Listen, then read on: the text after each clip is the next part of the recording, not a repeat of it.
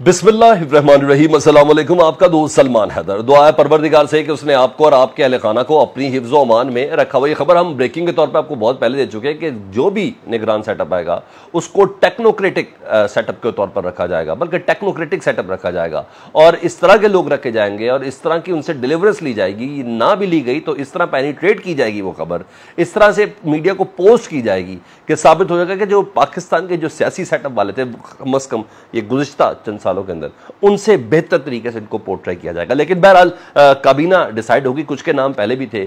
इतना तय हो गया, एक तो टेक्नोक्रेटिक सेटअप आ गया है, आना नहीं है, आ गया हुआ है।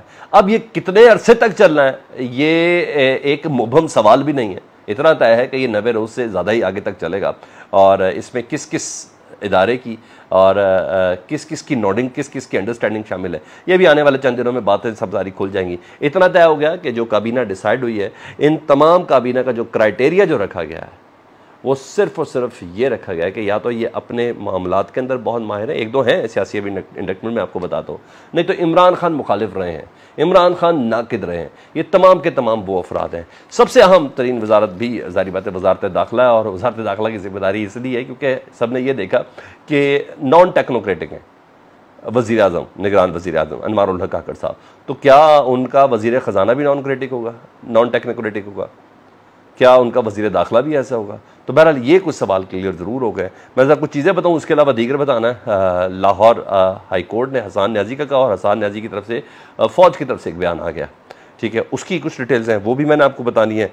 इलेक्शन कमीशन से मुतल्लिक मुझे कुछ इत्तला है, चीफ इलेक्शन कमिश्नर डटे हुए हैं जी 90 रोज़ के अंदर इंतखाबात कराने के लिए। वो मैं किस बिना पर कह रहा हूँ, हैरानगी वाली बात है, मगर है मेरे पास खबर, तो मैंने कहा मैं वो आपको ज़रा बता दूँ।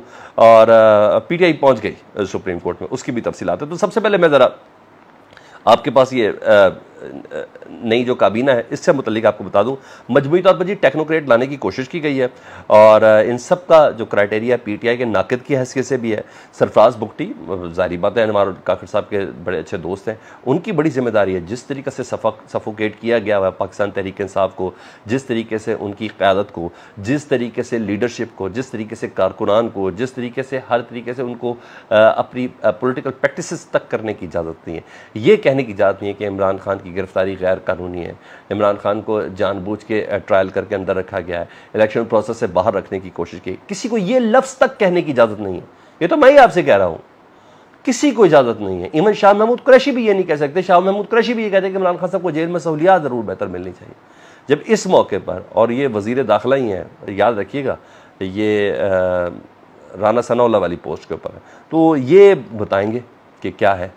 अब हैं भी बलूचिस्तान से, तो इनका कंडक्ट डेफिनेटली बताएगा वो क्या है। शमशाद अख्तर साहबा जी बहुत ज़बरदस्त किस्म की जी, इनके हवाले से मैं आपको बताऊं, वज़ीर ख़जाना इनको बनाया गया है और ये इस चीज़ में मशहूर है और माहिर है कि जो स्टेट बैंक की जो पॉलिसीज़ हैं उसको इम्प्लीमेंट करने में और उसको उस पैराए के ऊपर, ट्रैक के ऊपर रखने में, और स्पेशली इनको एक्सपर्टीज़ इनको ये वाली दी गई कि IMF के प्रोग्राम को आपने ट्रैक पर रखना है, उनको कहीं नाराज़ नहीं करना। तो शमशाद अख्तर साहबा ये हैं। डॉक्टर उमर सैफ इमरान खान साहब के दौर में वाइस खिताब रहे, IT के वज़ीर बना दिए गए जी, और डेफिनेटली ये इन्होंने बेबहा अवार्ड्स भी लिए हुए, टेक्नोक्रेट आदमी हैं, ठीक है। शमशाद अख्तर भी टेक्नोक्रेट हैं जी, और स्वाय सरफराज बुगटी के डॉक्टर उमर साहब भी, और वज़ारत दाखिला की इतना टेक्नोक्रेट होना ज़रूरी भी नहीं है।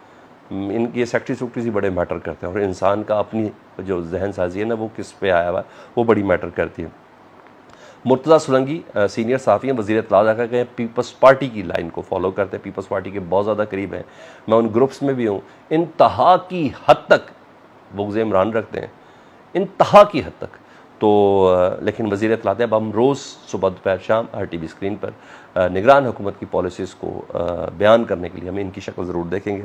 जलील अब्बास जिलानी सीनियर आदमी जी, वज़ीर ख़ारजा, definitely up to the mark ये पोस्ट है जी, और ये बड़ा मैटर करेगा क्योंकि इनकी कोऑर्डिनेशन शायद अनवार उल हक काकड़ साहब से ज़्यादा इस्टेब्लिशमेंट के साथ, फ़ौज के साथ इनकी रहेगी कि उन तमाम मामला को लेके चलना है, ठीक है जी। It matters a lot. ये बिलावल साहब वाली सीट पे आए हैं, तो जलील अब्बास जिलानी साहब मैच्योर आदमी है, टेक्नोक्रेट आदमी है। अच्छा, लेफ्टिनेंट जनरल अनवर अली हैदर, ये वज़ीर दिफा, यानी गवर्नमेंट और फ़ौज के दरमियान के मामलात को बीच में से लेके चलेंगे, वो वज़ीर दिफा रहेंगे। इनका ही काम है इलेक्शन का इनकाद। जिस तरह वज़ीर दाखिला का काम है, वज़ीर ख़जाना का काम है, उस तरह इनका भी काम है इलेक्शन का इनकाद। अब ये देखना कि ये इलेक्शन कराने में कितनी फुर्तियाँ दिखाते हैं। अच्छा, डॉक्टर नदीम जान वज़ीर सेहत है, डेफिनेटली डॉक्टर हैं तो वो हैं। एजाज़ गौहर साहब दूसरे बेटे कहलाते हैं आसिफ अली ज़रदारी साहब के, लेकिन इनकी वज़ीर बराए सनत व तिजारत होना इट मैटर्स। और ये भी टेक्नोक्रेट हैं, बड़ी बड़ी सोसाइटीज़ के मालिक हैं, और मोहसिन नकवी साहब के पार्टनर्स भी हैं, दोस्तों में से भी हैं, ये सब चीज़ें भी हैं। अनीक अहमद आपको पता है जियो वगैरह पे ये मजहबी प्रोग्राम भी करते थे, ज़्यादातर मुल्क से बाहर होते थे, लेकिन अब आजकल एक और चैनल के साथ भी अटैच है, और वज़ीर मजहबी अमूर उन्हें बनाया गया। तो ये तो मैंने आपको सारी चीज़ें इनकी बता दी हैं। कुछ और भी है, गैर मारूफ नाम है, लेकिन टेक्नोक्रेटिक अब बिहेव आपको और मुझे देखना है। वो कल हमने देख लिया किस तरह ब्रूटलिटी के साथ, जैसे कहते हैं ना, उल्टी छुरी से अवाम को जिस तरीके से ज़िबा किया गया, और 17 रुपये 50 पैसे और डीजल 20 रुपये बढ़ाया गया, तो अंदाज़ा हो गया कोई रहम नहीं है जी, कोई रहम नहीं है। और मैं बताऊं ये 90 दिन वाला काम नहीं है, ये बहुत लंबा काम है। अच्छा जी, ये तो चीज़ हो गई, तो मैंने कहा आपको ये बता दूं। अब दूसरे अब दीगर खबरें शामिल कर देता हूँ। आपको बता दिया ना, काबीना, नाकिद इमरान, नाकिद PTI और टेक्नोक्रेट, इसका क्राइटेरिया रखा गया। तो मैं पहले दिन से कहता था कम से कम वो लोग होंगे जो कम से कम पाकिस्तान तहरीक इंसाफ या उनकी पॉलिसीज़ को पसंद नहीं करते होंगे। ठीक है जी, बेशतर यही लोग हैं। तो अभी मैं डिटेल में आपको कल सुबह वाली वीडियो में बताऊंगा, क्योंकि इसके बाद मेरी वीडियो कल सुबह ही आपके पास आएगी, तो मैं वो उनमें ज़रा कुछ और डिग आउट करके आपको बताऊंगा, क्योंकि अभी मैंने ये बताना ज़रूरी है। लाहौर हाई कोर्ट ने हुक्म दिया था जी हसन न्याजी इमरान खान साहब के भांजे को प्रोड्यूस करके लाएँ जी 18 अगस्त को। ठीक है, नोटिस जारी किए गए थे सबको। तो हसन न्याजी अदालत में जारी बात लाना वो चाहते नहीं है, और मामला भी बड़ा है, उनका जुर्म भी बड़ा है ना। उन्होंने कोर कमांडर की वर्दी लहराई थी, और इंतहा की ये बदतमीजी थी। ठीक है, तो कोई शक नहीं है, मेन एक्यूज्ड आदमी है हसन न्याजी। तो अब बता दिया जी हसन न्याजी से मुतल्लिक कि उनको अदालत में पेश नहीं किया जाएगा। यानी लाहौर हाई कोर्ट में आपको कहा था ना, कहा तो है, अब मेरे पास बाकी मिसालें बहुत ज़बरदस्त हैं। तो इनका मुकदमा भी सिविल कोर्ट पे नहीं चलेगा, बाकायदा बावर करा दिया गया, खबर दी भी गई है, खबर चलवाई भी गई है, और वाज़ेह कर दिया गया कि हुक्म था अदालत में कल पेश करने का, इसलिए ये खबर दी गई है कि हसन न्याजी का मुकदमा मिलिट्री कोर्ट्स में चलेगा जी। और मिलिट्री कोर्ट से पहले जारी बात है, इनको एक लोकल अदालत में या ATC वगैरह में पेश किया जाएगा, वहाँ से मिलिट्री कोर्ट इनको अपनी तहवील मिलेगी, यानी फ़ौज इनको अपनी तहवील मिलेगी।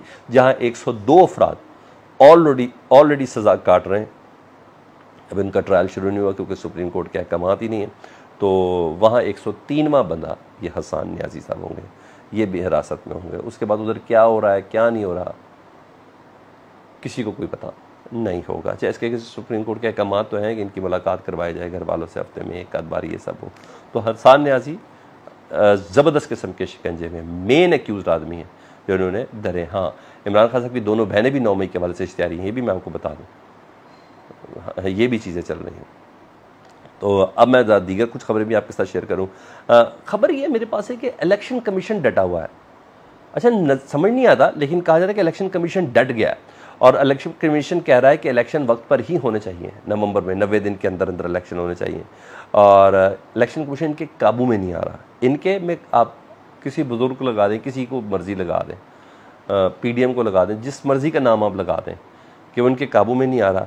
वो कहते हैं election commission, chief election commissioner साहब समझते हैं कि अगर मामला नवंबर से आगे चला गया तो फिर हाथ में कुछ नहीं रहेगा, फिर किसी के भी हाथ में कुछ नहीं रहेगा, क्योंकि फिर कोई गारंटी नहीं है कि इलेक्शन होंगे या नहीं होंगे, कोई गारंटी नहीं है। और इसकी वजह भी यही है ना कि आइन में 90 दिन का पाबंद किया है इलेक्शन कराने का। 90 दिन के बाद क्या होगा, आइन खामोश है, और यही खामोशी हमने देखा। फिर जितनी मर्जी देर कर लो, जिस तरह पंजाब में आपने देर की, 90 दिन तो कब के गुजर गए निगरान हुकूमत को, KPK में 90 दिन तो कब के गुजर गए, तो उसी तरह ही हो सकता है।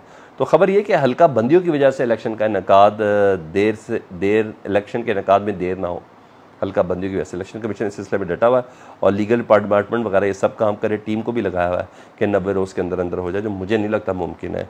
बहरहाल कल मुलाकात भी हुई है चीफ जस्टिस पाकिस्तान उमर अता बंदियाल साहब और chief election commissioner Sikandar Sultan Raja की। कहा जाता है 2-2.5 घंटे मुलाकात हुई है, और ये सब मैटर उधर डिस्कस हुए हैं।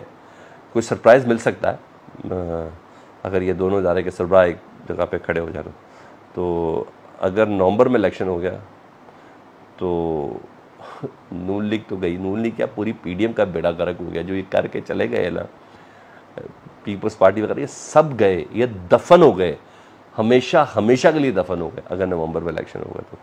और इसलिए लोग भाग भी रहे हैं। लेट्स सी, देखें क्या होता है। ये सरप्राइज इलेक्शन कमीशन देती है विद शोल्डर टू शोल्डर उनके साथ, सुप्रीम कोर्ट के साथ, ये मैटर करेगा। क्योंकि इस पर तो मुझे काजी फायजी साहब के हवाले से भी कोई कन्फ्यूजन नहीं है कि वो इस पर शायद थोड़ा हल्का हाथ रखेंगे, नहीं, वो भी यही जाएंगे, ये ऐसा ही है। और आखिर में वो खबर दूँ, पाकिस्तान तहरीक इंसाफ, जो हमारी खबर थी वो दुरुस्त हो गई जी। पाकिस्तान तहरीक इंसाफ ने इमरान खान के साथ जो सलूक हो रहा है इस वक्त जेल के अंदर और इंसाफ की फराहमी के लिए, और जिस तरीके से जानबूझ के किया जाता है, तो सुप्रीम कोर्ट में बाकायदा दरख्वास्त दायर कर दी है रिलीफ के लिए। सुप्रीम कोर्ट को, ट्रायल कोर्ट को डायरेक्शन देगी अब, ठीक है जी। इस दरख्वास्त के बाद डायरेक्ट अहकाम तो नहीं देगी, लेकिन डायरेक्शन ज़रूर देगी कि इस तमाम मामला को ज़रा सही से देखें, जल्दी से जल्दी देखें। PTI के वकला को खुद भी इस बात का अंदाज़ा है कि सुप्रीम कोर्ट को इसको टेकअप नहीं कर सकती, ट्रायल कोर्ट को डायरेक्शन ज़रूर दे सकती है, बाउंड ज़रूर कर सकती है कि इंतकामी कार्रवाइयाँ हो रही हैं। इन्होंने अपनी एप्लीकेशन में दिखा है इमरान खान साहब के ख़िलाफ़ बुनियादी हकूक़ सल्ब किए गए हैं, और जो ज़मानतें हैं कबलस गिरफ्तारी के वो कैंसिल हो रही हैं। हालांकि इमरान खान साहब हिरासत में हैं, जेल में भी हैं, सबको पता, लेकिन इसके बावजूद मुकदमात में ज़मानतें खारिज हो रही हैं अदम पैरवी की बिना पे। तो अदम पैरवी कैसी है? प्रोडक्शन ऑर्डर जारी करें, इमरान खान साहब को उस अदालत में पेश कर दें, इमरान खान साहब को JIT के अंदर पेश कर दें, तो पता चल रहा है कि इमरान खान को देर तक लंबा रखने के लिए ये सारी गेम चल रही है। तो ये सर हाल अहवाल है जो मैंने आपकी खिदमत में पेश किया। चैनल देखना तो चैनल सब्सक्राइब कर दें। अल्लाहुम्मा सल्ली अला मुहम्मदिन व आले मुहम्मद।